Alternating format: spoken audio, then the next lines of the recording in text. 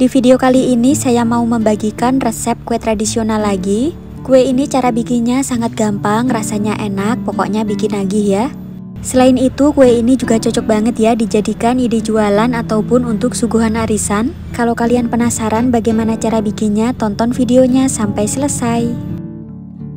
Langkah pertama, masukkan gula pasir sebanyak 15 sendok makan atau 230 gram. Tambahkan 1 bungkus vanili bubuk, boleh juga kalian menggunakan vanila cair. Lanjut masukkan 1 butir telur, ini ukuran besar ya telurnya. Tambahkan juga setengah sendok teh garam. Kemudian semua bahan ini bisa kita aduk sampai tercampur merata.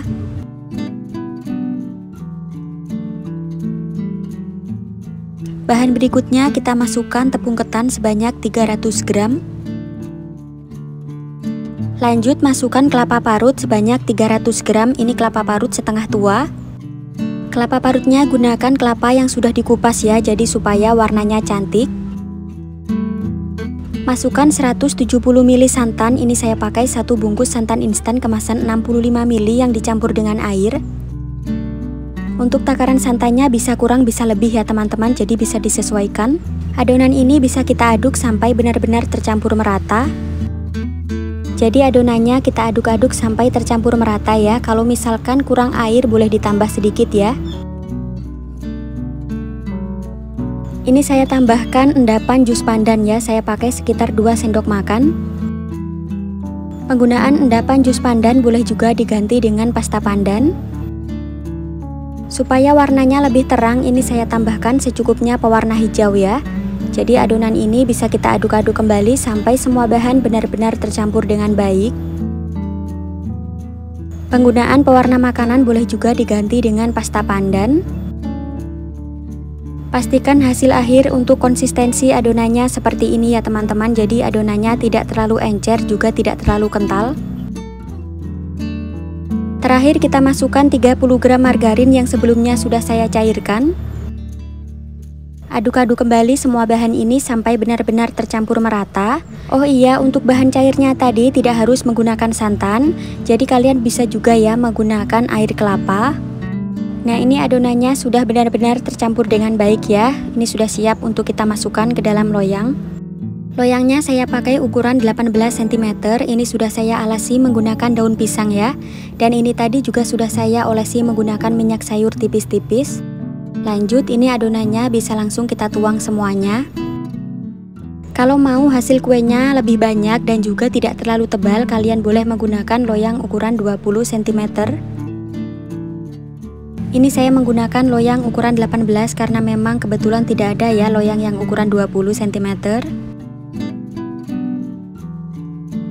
Loyangnya bisa kita hentak-hentakkan seperti ini dulu supaya udara yang terperangkap bisa keluar. Siapkan panci kukusan yang sebelumnya sudah dipanaskan, kemudian ini kita kukus. Kita kukus kuenya kurang lebih selama 40 menitan ya atau sampai matang. Untuk panci kukusannya kita beri alas kain seperti ini supaya uap panasnya tidak menetes. Ini sudah sekitar 40 menitan dikukus, jadi kuenya sudah matang, kemudian bisa kita angkat ya. Kuenya ini bisa kita tunggu sampai dingin terlebih dahulu. Untuk bahan olesannya ini kita pecahkan 1 butir telur. Tambahkan 1 sendok makan minyak sayur. Lalu ini saya tambahkan 1 tetes pewarna kuning telur ya. Kemudian ini bahan olesannya bisa kita aduk-aduk sampai benar-benar tercampur merata. Kalau kuenya sudah dingin, kemudian bisa kita keluarkan dari loyangnya. Jadi bisa kita sisir seperti ini dulu. Ini kuenya akan saya pindahkan ke dalam loyang yang lebih lebar ya.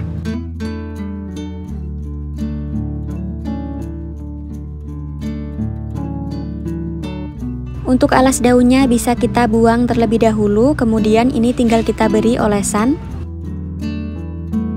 Nah ini kita olesi sampai menutupi ke seluruh bagian kuenya ya teman-teman. Dengan cara dikukus seperti ini dulu, nanti hasil kuenya akan lebih empuk dan juga lebih enak ya teman-teman. Tapi kalian kalau mau bikin yang lebih praktis bisa juga ya langsung dipanggang adonannya. Ini sebelumnya sudah saya panaskan ovennya, kemudian ini tinggal kita oven sampai warnanya berubah menjadi kecoklatan. Untuk suhu ovennya saya pakai suhu 180 derajat Celcius api atas bawah. Nah, ini warnanya sudah mulai kecoklatan ya.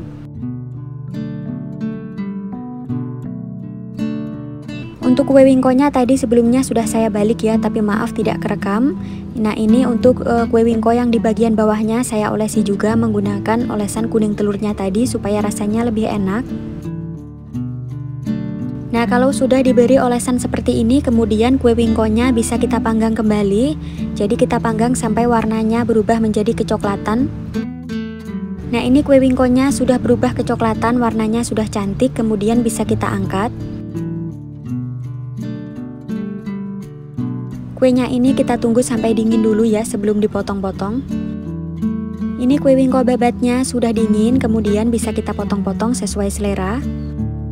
Jadi hasil kue wingkonya ini tebal ya. Kalau kalian mau bikin kue wingko yang lebih tipis boleh menggunakan loyang ukuran 20 cm. Bagian dalam kue wingkonya seperti ini ya teman-teman. Jadi ini tuh aroma pandanya sangat terasa. Kalau misalkan mau aroma pandanya lebih kuat lagi, untuk endapan jus pandanya boleh dibanyakin. Jadi kue wingkonya saya potong-potong dulu menjadi beberapa bagian ya. Kue wingko babat pandan ini rasanya enak banget, manis, gurih, legit, dan juga kenyal. Kalian wajib banget cobain resepnya. Untuk tingkat manisnya menurut saya sudah pas, dan untuk rasanya beneran bikin nagih. Kue wingko babat ini bisa juga ya untuk dijadikan ide jualan, jadi bisa dikemas ke dalam mika seperti ini. Dalam satu mika bisa diisi 1-2 potong kue. Harga jualnya sendiri bisa disesuaikan dengan harga bahan di daerah kalian masing-masing.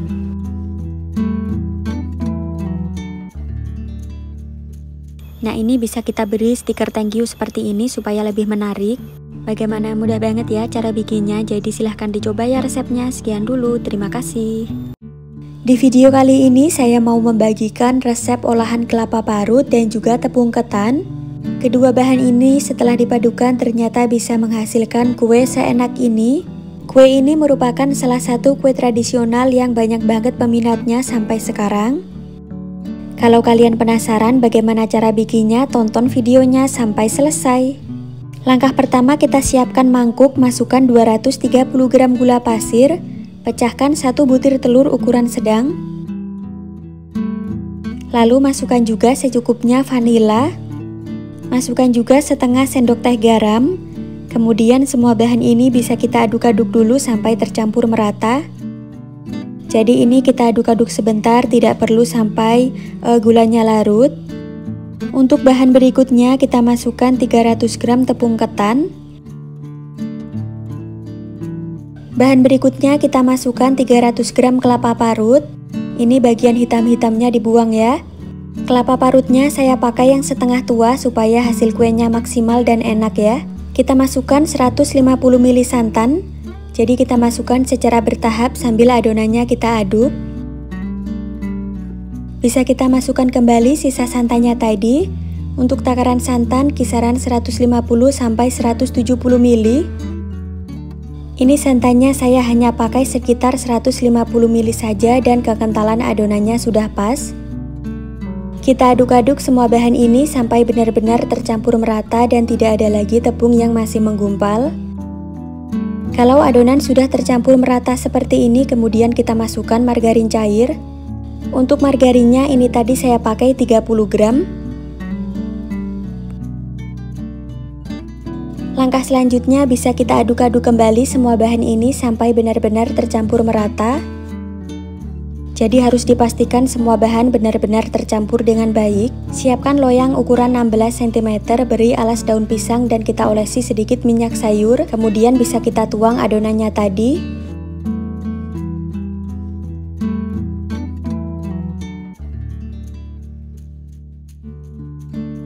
Adonannya bisa kita rata-ratakan ya teman-teman supaya hasil kuenya rapi. Supaya tidak ada gelembung udara, ini bisa kita hentak-hentakkan ya. Sebelumnya tadi sudah saya siapkan kukusan yang sudah panas. Kemudian ini kuenya bisa kita kukus ya menggunakan api sedang. Jadi kita kukus sekitar 45 menitan.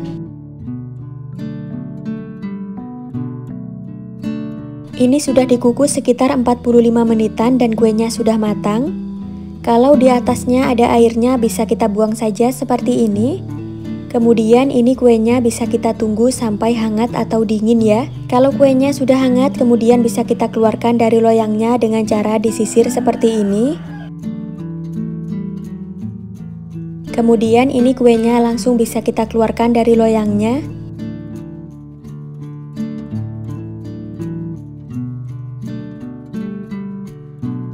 Untuk alas daun pisangnya bisa kita buang ya teman-teman. Ini kuenya bisa kita sisihkan terlebih dahulu. Nah, untuk bahan olesannya ini sudah saya siapkan 1 butir telur. Lalu untuk bahan selanjutnya kita masukkan sekitar 1 sendok teh minyak sayur. Ini saya tambahkan juga sekitar 1 tetes pewarna kuning telur. Semua bahan ini bisa kita aduk sampai benar-benar tercampur merata. Untuk memanggang kuenya saya menggunakan Miku Digital Air Fryer transparan. Untuk kapasitasnya ini 5 liter dan desainnya sangat estetik. Ini anti jeglek karena daya hanya 650 watt. Dengan sudut pandang 360 derajat ini memudahkan kita untuk melihat proses memasak. Dengan desain yang estetik ini bisa memberikan kesan mewah di dapur kita.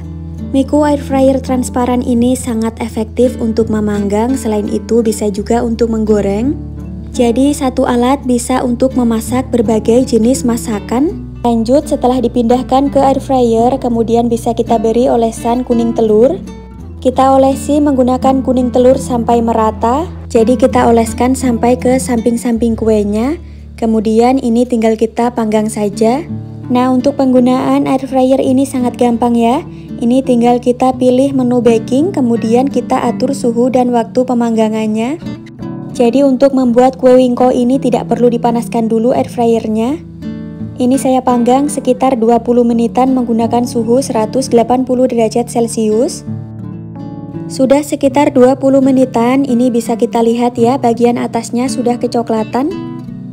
Langkah berikutnya kue wingkonya bisa kita balik. Kemudian bagian atasnya bisa kita beri lagi olesan kuning telur. Kita olesi sampai merata dan menutupi seluruh bagian kue. Lanjut, ini bisa kita panggang kembali, jadi untuk suhunya sama dan untuk waktu pemanggangannya juga sama. Kita nyalakan air fryernya, kita pilih menu baking, kemudian kita atur suhu dan waktu memanggangnya. Hasil kue yang dipanggang menggunakan Miku Air Fryer transparan ini kelihatan ya sangat cantik banget. Jadi bisa dilihat sendiri ini hasil kuenya matangnya merata, warnanya cantik dan tidak gosong. Kue wingko yang sudah dingin kemudian bisa kita potong-potong sesuai selera. Jadi ini saya potong dulu menjadi 3 bagian ya. Selain untuk memanggang, Miku Aesthetic Air Fryer transparan ini bisa juga untuk menggoreng. Karena bisa digunakan untuk menggoreng tanpa minyak, pastinya kualitas makanan jadi lebih sehat ya. Untuk link pembelian nanti akan saya tulis di kolom deskripsi. Kemudian kuenya ini saya potong-potong lagi menjadi bagian yang lebih kecil. Kue wingko yang dikukus dulu baru dipanggang hasilnya akan empuk dan juga tidak keras. Bisa dilihat sendiri hasilnya lentur dan juga lembut banget ya bagian dalamnya. Dan selain itu kue wingko yang dikukus dulu ini nanti hasilnya lebih awet. Kue wingko babat ini bisa tahan sampai 2 harian lebih di suhu ruang. Untuk tingkat manis pada kue ini menurut saya sudah pas, jadi tidak terlalu kemanisan.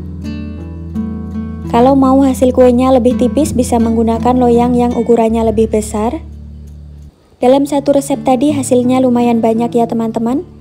Kalau mau bikin banyak lagi bisa dikalikan saja resepnya dan bisa pakai loyang yang ukurannya lebih besar. Meskipun salah satu kue jadul, tapi ini kue yang sangat populer dan banyak banget peminatnya. Bagaimana, mudah banget ya cara bikinnya, jadi silahkan dicoba ya resepnya. Sekian dulu, terima kasih.